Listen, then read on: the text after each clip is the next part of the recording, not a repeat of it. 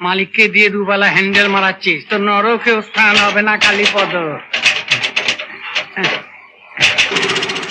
বটবৃক্ষে হনুমান।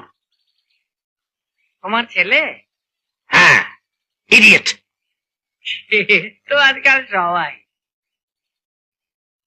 একটা গর্ধ। হ্যাঁ, সেটাই এখন বেশি অ্যাভেলেবল।